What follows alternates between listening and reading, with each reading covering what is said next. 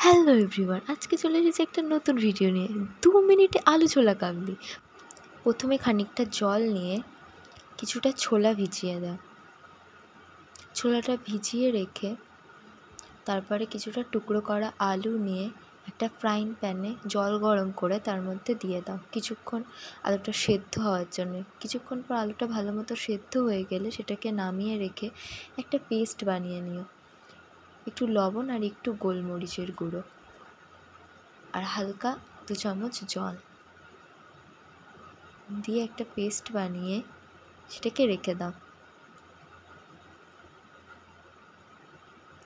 তারপর একটা বাটিতে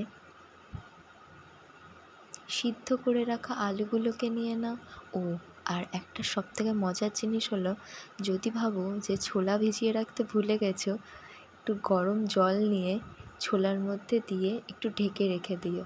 দেখবে ছোলাটা 2 মিনিটের মধ্যে একদম পারফেক্ট ভেজানো হয়ে গেছে। তো যেটা বলছিলাম, রেসিপিতে আসা যাক। আলু দেওয়া হয়ে গেছে, এবার ছোলা দিয়ে দিলাম। তারপরে দেব বাদাম দিয়ে দিলাম। তারপর সেই করে রাখা পেস্টটা সেটা দিয়ে দেব। আর এক টুকরো লেবু দিয়ে দাও। আর এটার সবথেকে একটা ভালো জিনিস হলো, তোমরা যদি কেউ একাদশী বা কোনো নিরামিষের দিনে সন্ধেবেলার টিফিনে কিছু খাবে ভাবছো কিন্তু কিছু মনে পড়ছে না, এটা কিন্তু একদম পারফেক্ট জিনিস।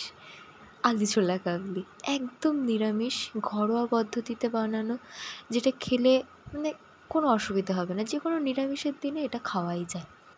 তো কথা বলতে বলতে আমাদের 2 মিনিটের রেসিপি শেষ। ওপর দিয়ে একটু লবণ আর একটু গোলমরিচের গুঁড়ো ছড়িয়ে দিলাম। তারপর একটু হালকা হাতে নেড়ে চেড়ে নিলেই রেডি আলু ছোলা কাবলি। তো আমার ভিডিওটা ভালো লেগে থাকলে লাইক, কমেন্ট, শেয়ার করে দিও, একটু সাবস্ক্রাইব করে দিও। টাটা।